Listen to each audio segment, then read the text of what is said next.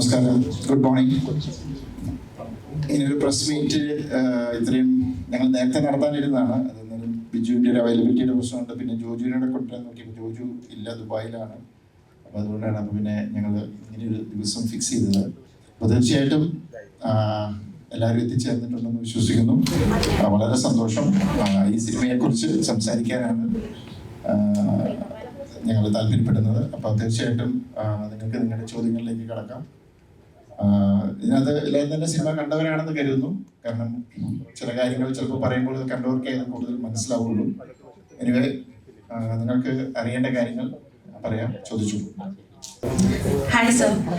So mummy and me എന്ന് പറയുന്ന ഒരു മൂവിയും പാരന്റിങ് ബേസ്ഡ് മൂവിയായിരുന്നു. ഈ ഒരു മൂവിയിലോട്ട് വരുമ്പോഴും ആ ഒരു ടോപ്പിക് വന്നിട്ടുണ്ട്. എന്തുകൊണ്ടാണ് വീണ്ടും പാരന്റിങ് എന്ന് പറഞ്ഞ ടോപ്പിക് എടുത്തത്? ഇത് ഞാനെടുത്ത ടോപ്പിക് അല്ല. ഇതിന്റെ റൈറ്റർ ഡിനു തോമസ് ഈലൻ എന്ന് പറഞ്ഞ പയ്യനാണ് കുദാശ എന്ന് പറയുന്ന സിനിമ ചെയ്തത്. അപ്പം ആ സിനിമ ഇതിന്റെ കഥ വന്ന് എന്നോട് പറഞ്ഞപ്പോൾ, കഥ തുടങ്ങി കഴിഞ്ഞപ്പോൾ ഞാൻ നോക്കി കഴിഞ്ഞപ്പോൾ ഒരു ടിപ്പിക്കൽ ത്രില്ലർ സിനിമയുടെ മൂഡിൽ പോകുന്ന ഒരു സിനിമ. പക്ഷെ കുറച്ച് കഴിഞ്ഞപ്പോൾ എനിക്ക് മനസ്സിലായി ഇതൊരു ടിപ്പിക്കൽ ത്രില്ലർ അല്ല. ഇത് ഇതിനകത്തൊരു ഇമോഷണൽ സൈഡ് ഉണ്ട്. അത് ഇതിന്റെ പേരന്റിങ് എന്നൊക്കെ പറയുന്ന ആ ഒരു ഏരിയ വന്നപ്പോൾ തീർച്ചയായിട്ടും ഞാൻ ഇപ്പോഴും വിശ്വസിക്കുന്ന ഒരു കാര്യമുണ്ട്. നമുക്കൊരു സിനിമ ചെയ്യുമ്പോൾ ഓഫ് കോഴ്സ് കൊമേഴ്സ്യലാണ് സിനിമ, അതിനകത്തൊരു ബിസിനസ് ഉണ്ട്. അക്കൂട്ടത്തിൽ സൊസൈറ്റിക്ക് നല്ലൊരു മെസ്സേജ് തരാൻ പറ്റുമെങ്കിൽ അത് നല്ല കാര്യം തന്നെയാണ്. അത് മമ്മി ആൻഡ് മീൽ എനിക്ക് സാധിച്ചു. പിന്നെ വേറെ അങ്ങനെ ഒന്ന് രണ്ട് ചില സിനിമകൾ. അപ്പം ഇതിനകത്തും എനിക്ക് എന്നെ അട്രാക്ട് ചെയ്ത ഫാക്ടർ അതാണ്. കാരണം ഇപ്പം ബേസിക്കലി ഇപ്പം ഭയങ്കര പ്രസക്തമായ ഒരു ഇതാണ് പേരൻറ്റിങ്. ഭയങ്കര കോംപ്ലിക്കേറ്റഡ് ആണ് ഇപ്പോഴത്തെ എന്താ പറയുക, പേരൻസും മക്കളുമായിട്ടുള്ള അവരുടെ ഇത്.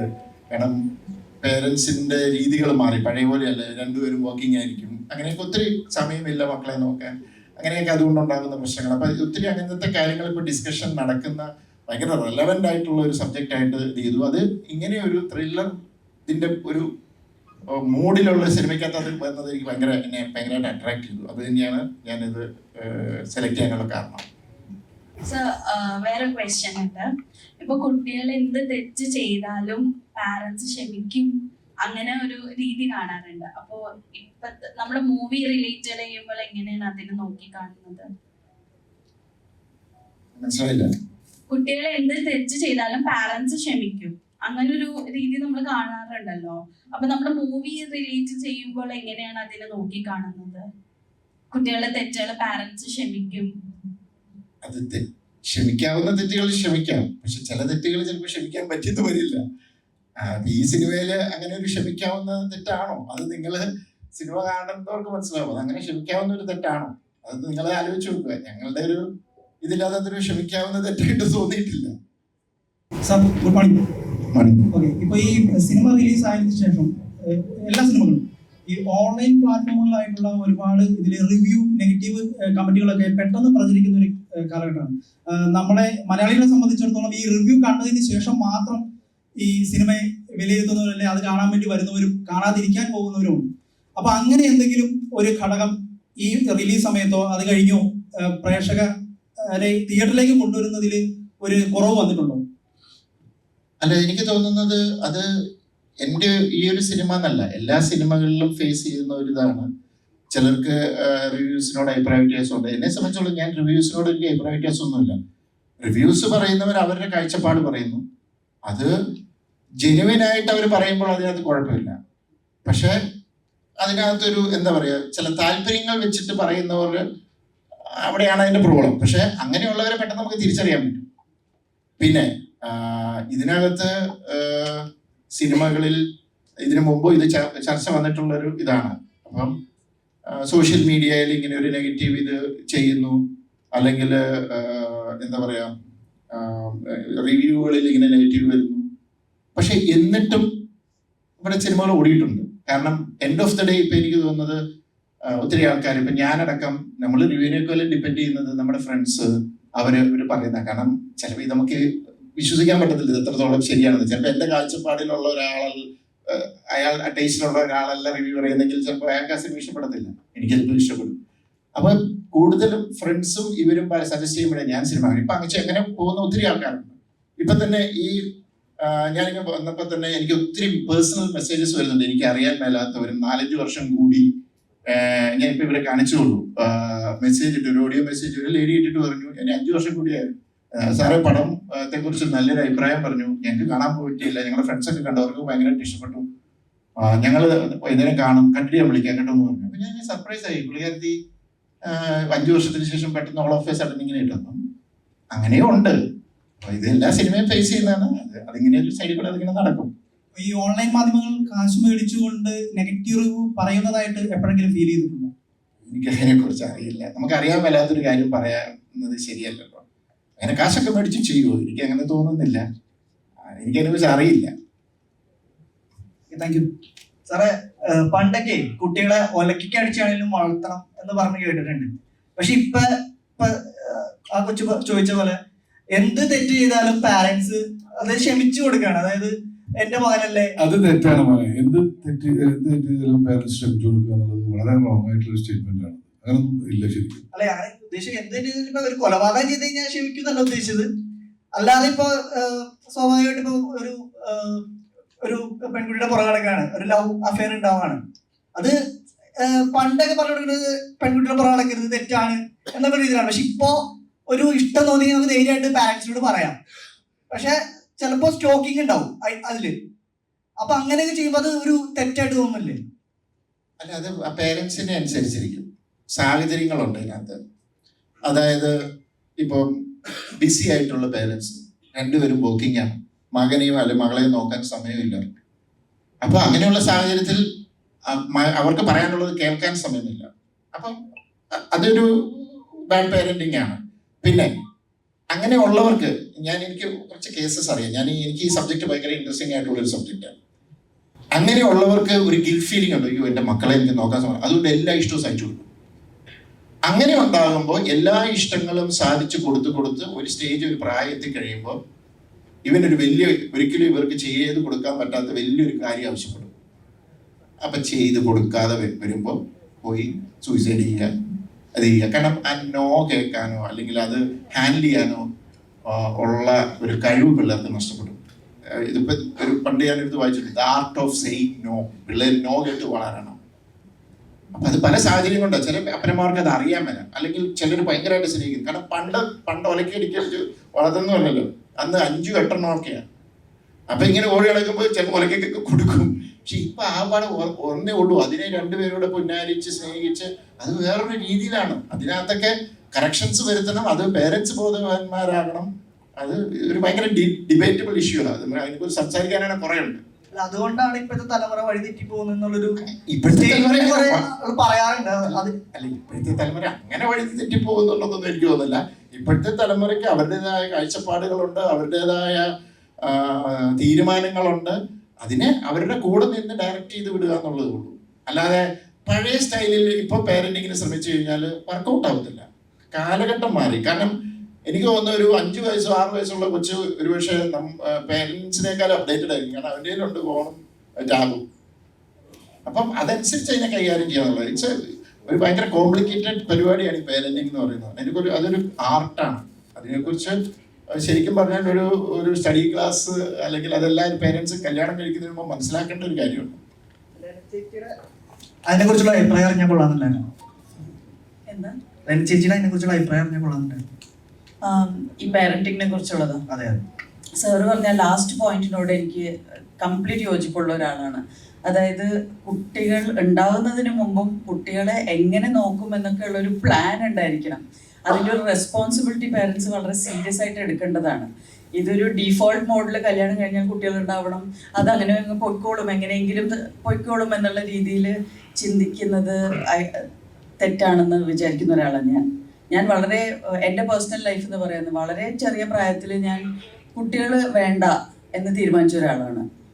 ബിക്കോസ് എനിക്ക് നല്ലൊരു പേരൻ്റ് ആവാൻ പറ്റുമെന്ന് തോന്നുന്നില്ല എന്നൊരു തോന്നൽ എനിക്ക് വന്നു. അങ്ങനെ ഞാൻ വിചാരിച്ചു ആദ്യം ഞാൻ കുറച്ചും കൂടെയും പക്വതയുള്ള ഒരാളാവണം. ബിക്കോസ് എൻ്റെ പേരൻസ് എന്നെ വളർത്തിയത് അത്ര ഏറ്റവും നല്ല രീതിയിലല്ല എന്നുള്ളൊരു തോന്നലുള്ള ഒരു കുട്ടിയായിരുന്നു ഞാൻ. എന്നെ കുറേ കൂടെ കെയർ ചെയ്യാമായിരുന്നു. എന്നെക്കുറിച്ച് എന്ന് വെച്ചാൽ ആദ്യം ഞാൻ ഭയങ്കരമായിട്ട് ഇൻഡിപെൻഡൻസിന് വേണ്ടി ഫൈറ്റ് ചെയ്തൊരു കുട്ടിയാണ്. അപ്പോൾ അവർ അവസാനം നോക്കിയപ്പോൾ എല്ലാം തന്നെ തന്നെ ചെയ്യുന്നുണ്ട്, എന്നാൽ ചെയ്തോട്ടെ എന്ന് വിചാരിച്ച് വിട്ട പേരൻസാണ്.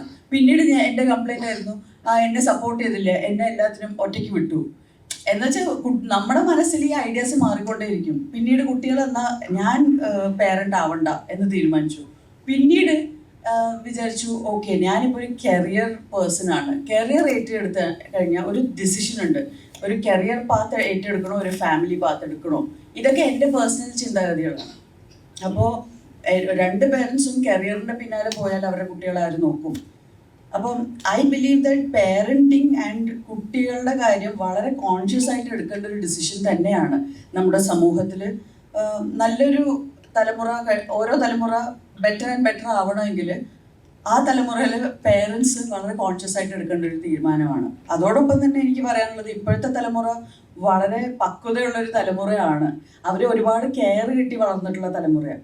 ഒരുപക്ഷെ എൻ്റെയൊക്കെ തലമുറ which is called a very short phase ആണ്. മില്ലനിയൽസിന് തൊട്ട് മുമ്പ് 76 to 83 എന്ന് പറയുന്ന ഒരു കാലഘട്ടത്തിലുള്ളവരാണ് ഈ തല്ലുകൊണ്ട് വളർന്നവർ. എന്തിനും ഏതിനും അടി, നിങ്ങൾ തെറ്റ് ചെയ്താലും അടി, നിങ്ങളോട് ആരെങ്കിലും തെറ്റ് ചെയ്താലും നിങ്ങൾക്ക് അടി എന്നുള്ള ഒരു ടൈപ്പ് ഓഫ് പാരൻറ്റിങ് ആയിരുന്നു. സ്കൂളിൽ അടി കൊള്ളുമായിരുന്നു, ചൂരിലുകൊണ്ട് അടിക്കുക, അതൊന്നും ഇപ്പോൾ ഇല്ല. അപ്പോൾ ഒരുപാട് കെയറും റെസ്പെക്റ്റും കിട്ടി വളർന്നിട്ടുള്ള ഒരു തലമുറയാണ് ശരിക്കും ഇപ്പോൾ ഉള്ളത്. അതൊരു പക്ഷെ നല്ലതായിരിക്കാം, നമുക്ക് ഓരോ തലമുറ കഴിയുമ്പോഴേ അറിയുള്ളൂ. പിന്നെ ഇപ്പോഴത്തെ തലമുറ തലതെറിച്ചതാണെന്ന് പറയുന്ന ഒരു ഹെഡ്ലൈൻ എല്ലാ തലമുറയും കേട്ടിട്ടുള്ളതാണ്. അപ്പം അത് വെറുതെ ഒരു ക്ലീഷ്യ സ്റ്റേറ്റ്മെന്റ് എന്ന് എനിക്ക് തോന്നിയിട്ടുള്ളത്. ദൃശ്യത്തിന് ശേഷം താങ്കൾ പ്രേക്ഷകർ ഒരു സ്റ്റാൻഡേർഡ് ഉണ്ട്, പക്ഷേ എന്നാൽ ഈ സിനിമയിലോട്ട് വരുമ്പോൾ ഇൻവെസ്റ്റിഗേഷൻ ഭയങ്കര ലാസിയാണെന്നും പിന്നെ പഴയ നിലവാരം ഇല്ലെന്നും റിവ്യൂസ് വരുന്നുണ്ട്. അപ്പോൾ പ്രേക്ഷകരെ സാറ് അണ്ടർസ്റ്റിമേറ്റ് ചെയ്തതാണോ ജിത്തു ജോസഫ്? ഒരിക്കലും ഇല്ല. ഞാൻ ഏറ്റവും കൂടുതൽ പ്രേക്ഷകരെ ബഹുമാനിക്കുകയും, ഒന്നാമത് മലയാളി പ്രേക്ഷകർ ഇത്രയും ഭയങ്കര ഒരു എന്താ പറയുക, വേറൊരു എഡ്യൂക്കേറ്റഡ് ആണ്, വേറൊരു ലെവലിൽ ചിന്തിക്കുന്ന പ്രേക്ഷകർ തന്നെയാണ്. അതുകൊണ്ട് തന്നെയാണ് ഞാൻ ഇങ്ങനത്തെ കുറച്ച് ഡിഫറെൻ്റ് ആയിട്ട് രീതിയിൽ ചിന്തിക്കാൻ എന്നെ പ്രേരിപ്പിക്കുന്നത്. പിന്നെ പ്രേക്ഷകർക്ക് പല രീതിയിൽ ടേസ്റ്റ് ഉള്ളവരുണ്ട്. ഇപ്പം ഞാൻ പറയാം, ഈ സിനിമയ്ക്ക് ഒരു ത്രില്ലർ ഒരു കവറുണ്ട്, ത്രില്ലർ മൂഡുണ്ട് ഇതിൻ്റെ ട്രെയിലറും ടീസറും വന്നപ്പോൾ. അതുകൊണ്ട് തന്നെ ഞങ്ങൾ ചെയ്ത ഇൻ്റർവ്യൂവിലെല്ലാം ഞാൻ പറഞ്ഞു, ഇതൊരു ടിപ്പിക്കൽ ത്രില്ലർ അല്ല, ഇതിനകത്ത് നിങ്ങൾ ഭയങ്കരമായ ട്വിസ്റ്റും സസ്പെൻസും പ്രതീക്ഷ വരരുത്. കാരണം ഇതിൻ്റെ ഇമ്പോർട്ടൻസ് അവിടെയല്ല, ഇതൊരു ഇമോഷണൽ ക്രൈം ഡ്രാമയാണ്. ഞങ്ങളുടെ ഇൻ്റർവ്യൂസിലെല്ലാം പറഞ്ഞിരുന്നു. പക്ഷേ എന്നിട്ടും ചില ആൾക്കാർ വന്നിട്ട് പറഞ്ഞു, നമ്മളോട് വിളിച്ചും മെസ്സേജും ഒക്കെ ഇടുമല്ലോ, ആ സിനിമ കൊള്ളാം പക്ഷേ മെമ്മറീസ് വരെയും ആയില്ല. ഞാൻ പറഞ്ഞത് മെമ്മറീസ് അല്ല ഞങ്ങൾ ചെയ്തത്, മെമ്മറീസ് ടോട്ടലി ഡിഫറെൻറ്റ്. അല്ലെ ദൃശ്യം ടോട്ടലി ഡിഫറെൻറ്റ് ഫിലിം. പക്ഷെ എന്നെ സംബന്ധിച്ചുള്ളത് പുതുമയല്ല. കാരണം ഞാൻ ലൈഫ് ഓഫ് ജോസൂട്ടി എന്ന് പറഞ്ഞ സിനിമ ചെയ്തപ്പം, ദൃശ്യം കഴിഞ്ഞ് ഇമീഡിയറ്റ് ചെയ്തപ്പോൾ ഞാൻ ടാഗ് ലൈൻ തന്നെ no suspense no twist only life of Josutty എന്ന് എഴുതിയിട്ട് ആ പടത്തിലും ട്വിസ്റ്റ് പ്രതീക്ഷ ആൾക്കാരൻ എന്നെ വിളിച്ചപ്പോൾ ചേട്ടാ എന്തെങ്കിലും ഒരു ട്വിസ്റ്റ് ഉണ്ടാവും എന്ന് വിചാരിച്ചു. അപ്പം അത് അങ്ങനെ കരുതുന്നവർക്ക് പടം നിരാശയായിരിക്കാം. അതുകൊണ്ടാണ് അങ്ങനെ നിരാശപ്പെടാതിരിക്കാൻ വേണ്ടി തുടക്കത്തിൽ അത് പറഞ്ഞത്. ഇത് ശരിക്കും ഒരു ത്രില്ലർ. ഇതിനെക്കുറിച്ച് ഒരാൾ, ഞാൻ ഇത് പേര് പറയുന്നില്ല, ഒരാൾ റിവ്യൂ ചെയ്തിരുന്നു, എനിക്ക് ഭയങ്കരമായിട്ട് ഇഷ്ടപ്പെട്ടു. പുള്ളിക്ക് അത് കറക്റ്റായിട്ട് കിട്ടി. പുള്ളി പറഞ്ഞു ഇതിനകത്ത് സസ്പെൻസും ഇതൊന്നുമല്ല, ഇതിനകത്ത് നല്ലൊരു സോഷ്യൽ മെസ്സേജ് ഉള്ള നല്ല ഒരു മാറ്റർ ഒരു ത്രില്ലർ ജോണറിനകത്തുകൂടെ പറഞ്ഞു. അത് ഭയങ്കര രസമായിട്ട് അത് പറഞ്ഞിട്ടുണ്ട് എന്ന് പറഞ്ഞു. അത് കിട്ടിയവർക്ക് അത് കിട്ടും. അപ്പം അല്ലാത്തവരിപ്പോൾ സസ്പെൻസ് പ്രതീക്ഷിച്ച് വരുന്ന ഒരാൾക്ക് അത് കിട്ടാതെ വരുമ്പോൾ നിരാശപ്പെടും, സ്വാഭാവികമാണ്. അപ്പം ഞാനൊരിക്കലും അണ്ടർ എസ്റ്റിമേറ്റ് ചെയ്ത് കണ്ടതല്ല. നമ്മൾ പ്രേക്ഷകർക്ക്, മലയാളി പ്രേക്ഷകർ, ഞാൻ അത്രയും പ്രബുദ്ധരായ പ്രേക്ഷകർ എന്ന് കരുതുന്നതുകൊണ്ടാണ് ഇങ്ങനെ ഒരു മാറ്റത്തിന് ഞാൻ ധൈര്യപ്പെടുന്നത്. കാരണം അല്ലെങ്കിൽ അവർ നിലം തൊടാതെ പോകും. അപ്പം നമ്മളെ സംബന്ധിച്ചോളം ഇപ്പം കിട്ടുന്ന ഫീഡ്ബാക്സിനും അതാണ്. എല്ലാവരും എന്താ ഫാമിലി ആയിട്ടും അല്ലാതെയും എന്നെ ഒത്തിരി പേര് വിളിച്ച് പറയുന്നുണ്ട്. അതിന് അഭിപ്രായ വ്യത്യാസമുള്ളവരുണ്ട്. It's not a perfect cinema, flaws ഒക്കെ ഉണ്ട് ഇതിനകത്ത്. തന്നെ കുറേ ലോജിക് ഇഷ്യൂസ് ഒക്കെ നമ്മളത് ഇത് ചെയ്തു. കാരണം ഒരു സിനിമാറ്റിക് എക്സ്പീരിയൻസ് കൊടുക്കുക, അതിനകത്ത് ഒരു ഇമോഷൻ വർക്കൗട്ട് ചെയ്ത് അതിനെ ഇമോഷണലി കൊണ്ടുപോവുക, അതിന് വേണ്ടിയിട്ട് കുറച്ച് ചെറിയ കാര്യങ്ങളൊക്കെ വിട്ടുവീഴ്ച ചെയ്തിട്ടുണ്ട്. പക്ഷെ അത് ആ സിനിമയെ ഫീൽ ചെയ്യുന്നുണ്ടെന്നാണ് ഞങ്ങൾക്ക് കിട്ടുന്ന റിപ്പോർട്ടുകളിൽ നിന്ന് ഞങ്ങൾ മനസ്സിലാകുന്നത്.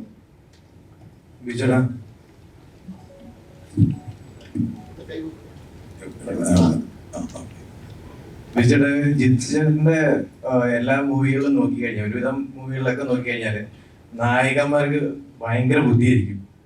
അപ്പൊ ഈ വലതുവശത്തെ കള്ളൻ എന്ന് പറയുന്ന ഈ സിനിമയിൽ നായകന് ഈ അതിബുദ്ധി ഉണ്ടോ? ഇതൊരു സിനിമയാണ് ആക്ച്വലി. ഇതിന്റെ കഥ കേൾക്കുമ്പോൾ നമുക്ക് ഇഷ്ടപ്പെടുന്ന അതിൽ എന്തെങ്കിലും എലമെന്റ് ഉണ്ടാവും. ഒരു ആ രീതിയിൽ ആൾക്കാർ കാണാവുന്ന ഒരു സിനിമ, ചെറിയൊരു ത്രില്ലുണ്ട്, ഒരു ക്രൈമുണ്ട്, അതിനെ എൻഗേജ് ചെയ്യിക്കുന്ന ഒരു സിനിമ. പിന്നെ ജിത്തുവിന്റെ ഒരു സിനിമ എന്നാണ് നമ്മൾ ആദ്യം പ്രയോറിറ്റി കാണും. പിന്നെ നമ്മൾ സിനിമ ചെയ്തൊരു വലിയ 2 ക്യാരക്ടേഴ്സ് ഉണ്ട്, 2 ഈഗോ ക്ലാഷസ് ഉണ്ട്. ഒരു ജിത്തു സിനിമ ചെയ്യാന്ന് മാത്രമേ ഉള്ളൂ. പിന്നെ ഇതിലൊരു നായകന്റെ പറഞ്ഞ മേഖലയെ പറ്റിയൊന്നും നമുക്ക് ആലോചിക്കാൻ സമയമില്ല. മറ്റത് എക്സിക്യൂട്ട് ചെയ്യാന്ന് മാത്രമേ. ഉത്തരം കറക്റ്റ് അല്ലേ? ബിജുചേട്ടനോടാണ് ചോദ്യം. ഇവിടെ ആന്റണി ഒരു ക്രൂക്കഡ് ക്യാരക്ടറാണ്. ഫസ്റ്റ് ഹാഫിലുള്ള ആന്റണി അല്ല സെക്കൻഡ് ഹാഫിലുള്ളത്. അപ്പോൾ ആ ഒരു ക്യാരക്ടർ ഷിഫ്റ്റിനെ എങ്ങനെയാണ് അഡാപ്റ്റ് ചെയ്തത്? നമ്മളൊരു സ്ക്രീൻ പ്ലേ നമ്മൾ വായിക്കുമ്പോൾ നമുക്ക് മനസ്സിലാവില്ല. ഇത് പക്ക ഒരു ഡയറക്ടോറിയൽ ബ്രില്യൻസ് വേണ്ട മൂവിയാണ് ആക്ച്വലി. കാരണം വളരെ കുറഞ്ഞ സമയത്തിനുള്ളിൽ, ഒരു ടൈം ബാറിനുള്ളിൽ നമുക്ക് വലിയൊരു കാര്യങ്ങൾ എക്സിക്യൂട്ട് ചെയ്ത് തീർക്കണം. അതിന് ഒരുപാട് ടെക്നിക്കൽ സപ്പോർട്ട് വേണം. നമ്മൾ അഭിനയിച്ചുകൊണ്ട് മാത്രമായില്ല, എല്ലാം ഒരു ടീം വർക്കാണ്. അപ്പോൾ ആ ടീം വർക്കിൽ നമ്മളെന്ത് ചെയ്തു. പിന്നെ ഒരു കുറഞ്ഞ സമയത്തിനുള്ളിൽ നടക്കുന്ന, 1 മണിക്കൂറിനുള്ളിൽ 2 മണിക്കൂറിനുള്ളിൽ നടക്കുന്നതാണ് നമ്മുടെ ഇന്റർവെല്ലിന് ശേഷമുള്ള ഒരു ഏരിയയാണ്. അത് എത്രത്തോളം ബ്രില്യൻ്റ് ആക്കാൻ പറ്റുന്ന രീതിയിൽ ഞങ്ങളുടെ ഡിസ്കഷനും കാര്യങ്ങളും മാക്സിമം ചെയ്യാന്നല്ലാതെ എനിക്ക് കഥയ്ക്കപ്പുറമോ അല്ലാത്ത രീതിയിലോ എനിക്കൊന്നും ചെയ്യാൻ സാധിക്കുന്നില്ല. മാക്സിമം രീതി കൊടുത്ത് ആ ടെൻഷൻ മാക്സിമം ത്രൂ ഔട്ട് കൊണ്ടുപോകാൻ നോക്കുക. പിന്നെ നമ്മൾ പല ദിവസങ്ങളിൽ ഷൂട്ട് ചെയ്യുമ്പോൾ ഈ 1 മണിക്കൂറിനുള്ളിൽ ഷൂട്ട് ചെയ്യുന്നത് നമ്മൾ 10-30 ദിവസം എടുത്തിട്ടാണ് ചെയ്യുന്നത്. പല സീൻസും പല ഓർഡറിലല്ല. പിന്നെ ഒരു ഓർഡർ കണ്ടിന്യൂറ്റി പറ്റി അങ്ങനത്തെ മേഖലകളിലൊക്കെ ആയിരിക്കും നമ്മുടെ ഒരു ടെൻഷൻ. നമ്മുടെ ആക്ടിങ് കണ്ടിന്യൂറ്റി എപ്പോഴും ഫോളോ ചെയ്യണം എന്നുള്ളത് അങ്ങനത്തെ മേഖലയിലൊക്കെ. പിന്നെ വളരെ ഞങ്ങൾ എൻജോയ് ചെയ്ത് ഷൂട്ട് ചെയ്ത സിനിമയാണ്. പിന്നെ ഫുൾ നൈറ്റ് ആയിരുന്നു ഷൂട്ടിങ്. നല്ല സിനിമ ചെയ്തു എന്നൊരു സന്തോഷമാണ്. ഇത് ശരിക്കും പറഞ്ഞാൽ ചോദ്യത്തിനകത്ത് ഇതാണ്, ഇത് ഭയങ്കര ടഫായിട്ടുള്ളൊരു ഇതാണ്. അപ്പം എനിക്ക് തോന്നുന്നത് ബിജുവിന് പുൾ ഓഫ് ചെയ്യാൻ പറ്റുന്ന, ബിജു അത്രയും സീസൺഡ് ആയിട്ടുള്ള ഒരു ആക്ടർ ആയതുകൊണ്ട്. ഒരു സ്ക്രിപ്റ്റ് വായിക്കുമ്പോൾ എപ്പോഴും ഒരു ആക്ടർ ഓക്കെ അതൊന്ന് രൂപപ്പെട്ട് മനസ്സിലൊരു ഐഡിയ വരും. പക്ഷെ അത് ചിലപ്പോൾ പല ദിവസങ്ങൾ കൊണ്ട് നടക്കുന്ന കഥയായിരിക്കും. ഇതിനകത്ത് പ്രശ്നം വെച്ചാൽ 1-2 മണിക്കൂറിന്റെ കണ്ടിന്യൂറ്റി. ഇത് 40 ദിവസം കൊണ്ടാണ് ഷൂട്ട് ചെയ്യുന്നത്, അല്ല 30 ദിവസം കൊണ്ടാണ് ഷൂട്ട് ചെയ്യുന്നത്. അപ്പൊ ആ കണ്ടിന്യൂ അത് ഓർഡറിലും ആയിരിക്കില്ല. അപ്പൊ അങ്ങനെ വരുമ്പോൾ അതൊരു ആക്ടറിന് അത് ഓട്ടോമാറ്റിക്കലി അവര് ആ ക്യാരക്ടറിനെ അത് അവരുടെ കഴിവാണ്. അത് ഇൻബോൺ കഴിവാണ്. അതുകൊണ്ടാണ് ഈസ് എൻ ആക്ടർ. മനസ്സിലായി? അത് ഓട്ടോമാറ്റിക്കലി വരും. അത് എക്സ്പ്ലെയിൻ ചെയ്യാൻ ചോദിച്ചു കഴിഞ്ഞാൽ ഇറ്റ്സ് വെരി ഡിഫിക്കൽട്ട്. അത് ഇൻബോൺ ആയിട്ട് ഉള്ളതാണ്. നമ്മുടെ ഈ സിനിമയിൽ ഇൻവെസ്റ്റിഗേഷൻ ടൈപ്പ് കാര്യങ്ങളൊക്കെ എന്ന് പറഞ്ഞാൽ ശരിക്കും പ്രെഡിക്റ്റബിൾ ആണെന്ന് പറയുന്നുണ്ട്. അപ്പോൾ സാറ് മുമ്പ് പറയുകയുണ്ടായി ഇതിനകത്ത് ട്വിസ്റ്റും അങ്ങനെയുള്ള കാര്യങ്ങൾ ഈ സിനിമയിൽ അധികം ഇല്ലെന്ന്. അപ്പോൾ ഇന്നത്തെ കാലത്ത് ശരിക്കും പറഞ്ഞാൽ പ്രേക്ഷകർ സിനിമയേക്കാൾ ബുദ്ധിമാന്മാരാണ്. അങ്ങനെയുള്ളൊരു കാലത്ത് ഇത്രയും നിസ്സാരമായിട്ടുള്ള ട്വിസ്റ്റും ക്ലൂവും വെച്ച് സിനിമ ചെയ്തത് സാറിനൊരു റിസ്ക് ആയിട്ട് തോന്നിയിട്ടുണ്ടോ? അല്ല, ആ റിസ്ക് എടുക്കുക എന്നുള്ളതല്ലേ ഒരു ഫിലിം മേക്കറിന്റെ. ഞാനിതിനെ പേടിച്ചു പറഞ്ഞത്. ശരിക്കും അതൊരു റിസ്ക് അല്ലായിരുന്നു ഈ ഒരു? അതെ, തീർച്ചയായിട്ടും. പക്ഷെ എന്നെ സംബന്ധിച്ചിടത്തോളം എനിക്കൊരു റിസ്ക്കും ഒരു അതിനേക്കാളേറെ ഭയങ്കര ഇൻട്രസ്റ്റിംഗ് ആയിട്ട് തോന്നിയെന്ന് വെച്ച് കഴിഞ്ഞാൽ ഒരു ത്രില്ലർ. ഒന്നാമത് എന്നറിയോ, ഞാനായിട്ടെന്നല്ല, എൻ്റെ സിനിമകളിൽ കുറച്ച് പണി ചെയ്ത് ഞാൻ പണി മേടിച്ചതാണ്. എൻ്റെ സിനിമകളിൽ കുറേ ത്രില്ലർ സിനിമകളിലെല്ലാം ഭയങ്കര ട്വിസ്റ്റും ഇതുണ്ടായിരുന്നു. അപ്പോൾ സ്വാഭാവികമായിട്ടും ത്രില്ലർ സിനിമ എന്ന് പറഞ്ഞാൽ ട്വിസ്റ്റ് വേണം എന്നൊരു തോന്നല് കുറച്ച് ഓഡിയൻസിനുണ്ട്. എല്ലാവർക്കും എന്നല്ല, കുറച്ച് ഓഡിയൻസിനുണ്ട്.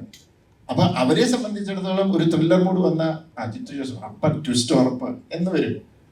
എനിക്കത് ബ്രേക്ക് ചെയ്യണം. അതിന് പറ്റിയ ഒരു സബ്ജക്റ്റ് ആയിട്ട് എനിക്ക് തോന്നി.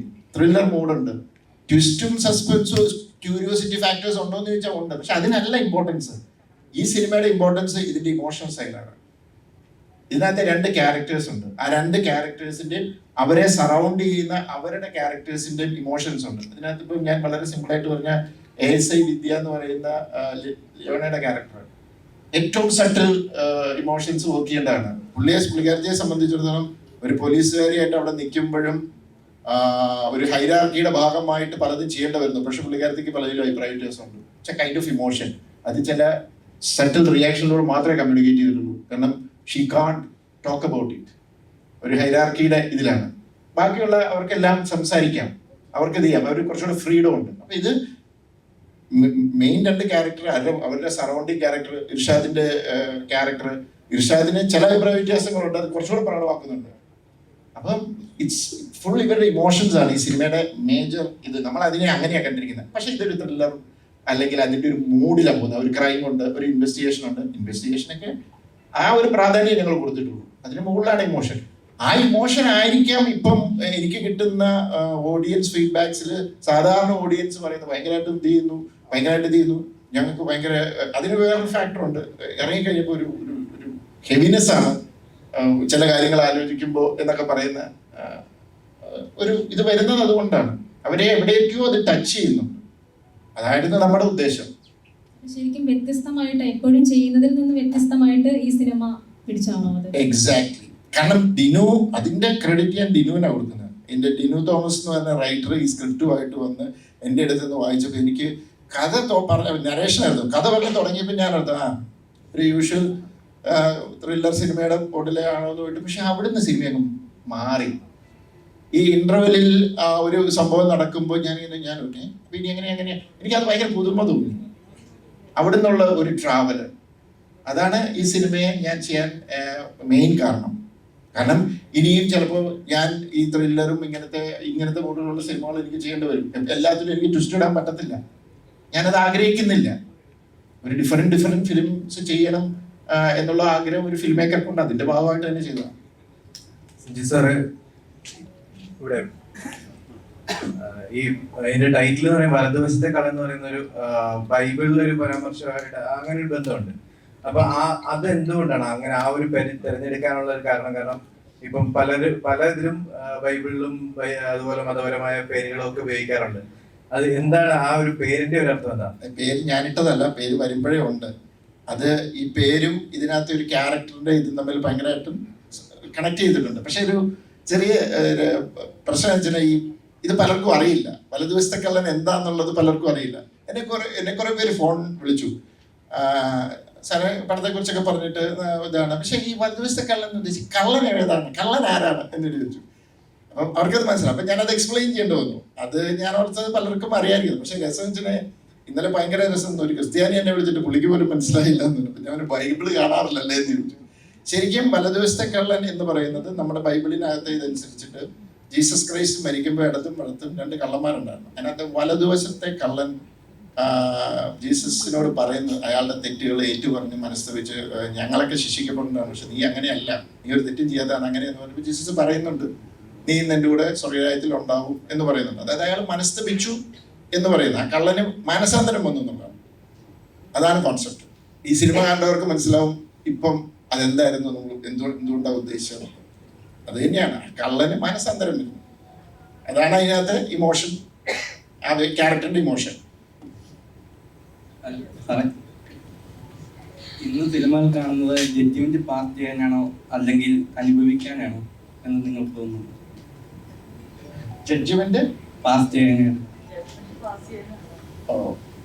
ഓക്കെ, എനിക്ക് മനസ്സിലായി ചോദിച്ചെന്താണ്. ഓക്കെ, അത് ചിലര് സിനിമ കണ്ടു കഴിഞ്ഞു കഴിഞ്ഞാൽ ആ സിനിമയെ ഭയങ്കരമായിട്ട് കീറി മുറിച്ച് അനലൈസ് ചെയ്ത് അതിനെ കാണുന്നവരുണ്ട്. പക്ഷെ majority of the audience they want to feel it. അവർ വന്നു എൻജോയ് ചെയ്തു. അതിൻ്റെ ലോജിക്ക് ഉണ്ടോ അതുണ്ടോ, ഭയങ്കര ബേസിക് ലോജിക്ക് വേണം. ഭയങ്കര സ്റ്റുപ്പിഡിറ്റി കാണിച്ചു കഴിഞ്ഞാൽ ആർക്കും അറിയില്ല. ബേസിക് ലോജിക്കൊക്കെ ഉണ്ട്. അവർ വന്നു കണ്ടു എൻജോയ് ചെയ്തു. അവർക്ക് അതിൻ്റെ ഫീല് കിട്ടിയോ, ആ ഫീൽ അവർക്ക് കിട്ടണം. കിട്ടിയില്ലെങ്കിൽ അവർക്ക് ഇതാവും. ശരിക്കും വലതുവശത്തെ കള്ളൻ എന്ന് പറയുന്ന സിനിമ ഫീൽ ബേസ്ഡ് ആണ്. അതാ ഞാൻ പറഞ്ഞത്. ഇതിനകത്ത് ചില കാര്യങ്ങളൊക്കെ നമ്മൾ ചില ലോജിക്കൊക്കെ വിട്ട് ചെയ്തിട്ടുണ്ട്. കാരണം ആ ഫീലും ആ ഇമോഷനും അതിനാണ് ഞങ്ങൾ കൂടുതൽ ഇമ്പോർട്ടൻസ് കൊടുത്തിരിക്കുന്നത്. അപ്പോൾ ആ ഇമോഷനാണ് ഇപ്പം ഞങ്ങൾക്ക് കിട്ടുന്ന മെസ്സേജിനകത്ത്. ഇപ്പം ഞാൻ ഇതിനു മുമ്പ് ചെയ്ത സിനിമയ്ക്കൊന്നും എനിക്ക് ഇതുപോലെ മെസ്സേജ് വന്നിട്ടില്ല. കാരണം അഭിപ്രായ വ്യത്യാസങ്ങളുണ്ട്. പക്ഷെ ഈ സിനിമയ്ക്ക് അങ്ങനെയല്ല. കുറേ ഭയങ്കര ഇതായിട്ട് ഇമോഷണലായിട്ട് കണക്ട് ചെയ്തു. ഹെവിനെസ് ഉണ്ട്, ഭയങ്കരമായിട്ടും ഇത് നിൽക്കുന്നു. അതിനകത്ത് ഒരാൾ പറയാണ് എനിക്ക് ആ ക്യാരക്ടറിന്റെ ഇതാണ് സങ്കടം, വേറൊരാൾ പറയുമ്പോൾ എനിക്ക് മറ്റേ ക്യാരക്ടറിനോടാണ് കൂടുതൽ ഇത് തോന്നിയത്. അപ്പൊ ആൾക്കാർ പല തട്ടിലായിട്ടൊക്കെ നിന്ന് അങ്ങനെയുള്ള രീതിയിൽ ഇത് തരുന്നു. അപ്പൊ അത് അവർക്ക് ആ ഫീല് കിട്ടി എന്നുള്ളതാണ്. ബേസിക്കലി ഞാൻ ഒരു ഓഡിയൻ എന്നുള്ള നിലയിൽ ഞാനെപ്പോഴും സിനിമ കാണാൻ ബേസിക് ഓഡിയൻ. ഒരു ഹ്യൂമർ ആണെങ്കിലും സസ്പെൻസിനെല്ലാം കാണും. എന്നെ അത് എൻജോയ് ചെയ്യിച്ചു. Okay fine, that's it. അതിനകത്ത് ലോജിക്കുകളോ അതൊന്നും എൻ്റെ പ്രശ്നമല്ല. പക്ഷെ ഇന്നത്തെ ഓഡിയൻസ് എങ്ങനെയാന്ന് വെച്ചാൽ 2 ടൈപ്പിലുള്ള ഓഡിയൻസ് ഉണ്ട്. ഭയങ്കരമായിട്ടും അനലൈസ് ചെയ്ത് അങ്ങനെ ചെയ്യുന്നവരുണ്ട്, അല്ലാത്തവരുമുണ്ട്. അത് ഓരോരുത്തരുടെ കാഴ്ചപ്പാട്. ഈ ചോദിച്ച ചോദ്യത്തിൽ എനിക്ക് തോന്നിയ ഒരു പോയിന്റ്, സിനിമ ഒരു എന്റർടൈൻമെന്റ് മീഡിയമാണ്. ഈ റിവ്യൂസും അങ്ങനെ ജഡ്ജ്മെന്റലായിട്ടുള്ള ഒരു ആറ്റിറ്റ്യൂഡ് അതൊരു സെപ്പറേറ്റ് കൈൻഡ് ഓഫ് എൻ്റർടൈൻമെൻറ്റ് തന്നെയാണ്. അത് ആക്ച്വലി സിനിമയായിട്ടൊരു ബന്ധമില്ല. വെറുതെ ചർച്ചകൾക്ക് വേണ്ടി ഇരിക്കുന്നവരില്ലേ, ഡിസ്കഷൻസ്, പാനൽ ഡിസ്കഷൻസ് അല്ലെങ്കിൽ ഇഷ്ടമാണ്. അപ്പോൾ അവർ ആ ചർച്ചകൾ കാണാനായിട്ട് റിവ്യൂസ് കാണാൻ ഇഷ്ടപ്പെടുന്നവരുണ്ട്. അവരൊരു പക്ഷേ മൂവി ബഫ്സ് ആവണമെന്ന് പോലുമില്ല.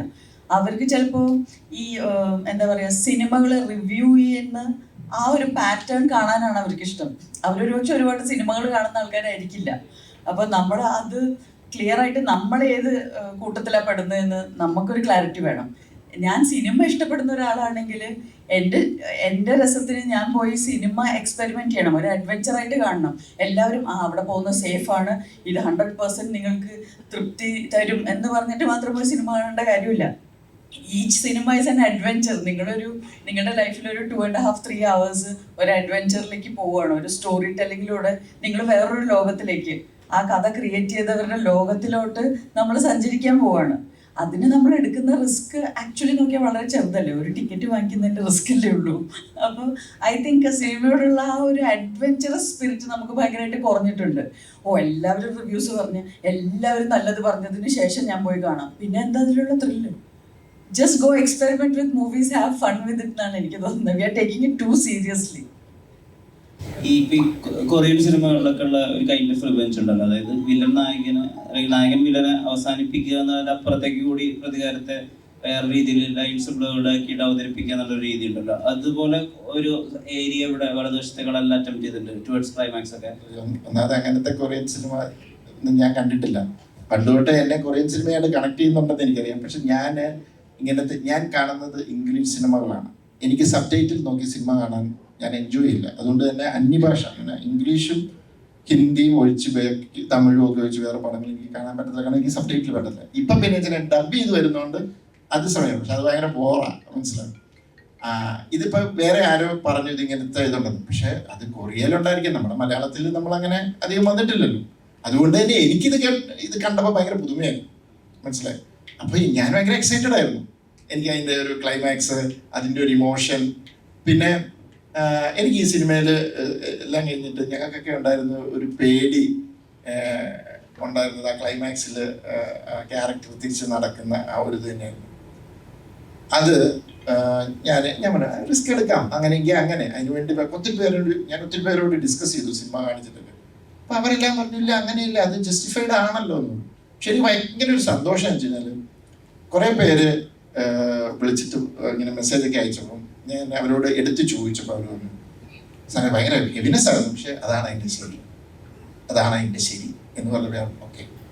അപ്പം നമ്മുടെ ആ ഒരു ജഡ്ജ്മെൻറ്റ് തെറ്റിയിട്ടില്ല എന്ന് മനസ്സിലായി. അത് അതിനകത്ത് ചിലരിങ്ങനെ പറഞ്ഞവരുണ്ട്, എന്നാലും അത് വേണമായിരുന്നോ എന്ന് ചോദിച്ചിട്ടുണ്ട്. അവർക്ക് എവിടെയോ ഒരു ഡെലമയാണ്, അത് വേണം അങ്ങനെ. അപ്പം അതൊക്കെ ഈ സിനിമ കൊടുക്കുന്ന ഒരു എക്സ്പീരിയൻസ് ആണ്. ഇപ്പം ഞാൻ പറഞ്ഞാൽ ഈ സിനിമ കാണുമ്പോൾ കുറച്ച് പേർക്ക് അഭിപ്രായ വ്യത്യാസമുള്ളതാണ്. ഞാൻ പറഞ്ഞ അതിനെ കറക്റ്റായിട്ട് ഫോളോ ചെയ്യാൻ പറ്റുന്നവർക്ക് അതിൻ്റെ ആ എക്സ്പീരിയൻസ് കിട്ടുന്നത് ഭയങ്കര ഒരു പല തരത്തിലുള്ള ഇമോഷണൽ എക്സ്പീരിയൻസസ് ഉണ്ട്. എനിക്ക് ഒത്തിരി പറയാൻ പറ്റാത്തതിനാൽ പറയുമ്പോഴും ഓടിക്കൊണ്ടിരിക്കുകയല്ലേ. ഈ ഇമോഷണലി ആ ട്രാക്കിനെ ഫോളോ ചെയ്തവർക്ക് അത് വലിയൊരു മൊമെന്റ് ആണ് സിനിമയിൽ. ഇമോഷണലി അല്ലാതെ ഇതൊരു ക്രൈം ത്രില്ലർ പോലെ മാത്രം ഫോളോ ചെയ്തവർക്ക് അത് ചിലപ്പോൾ കിട്ടണമെന്നില്ല. ആ ഇമോഷണൽ ഗ്രാഫിലൂടെ സഞ്ചരിച്ചവർക്ക് അത് ഭയങ്കര ഒരു മൊമെന്റ് ആണ്. ഞാനത് പറയാൻ കാരണം, ഞാൻ സിനിമ കണ്ടത് എൻ്റെ ഹസ്ബൻഡിൻ്റെ കൂടെയാണ്. ട്രിവാൻഡ്രത്ത് ഞങ്ങൾ തിയേറ്ററിൽ പോയി കണ്ടു.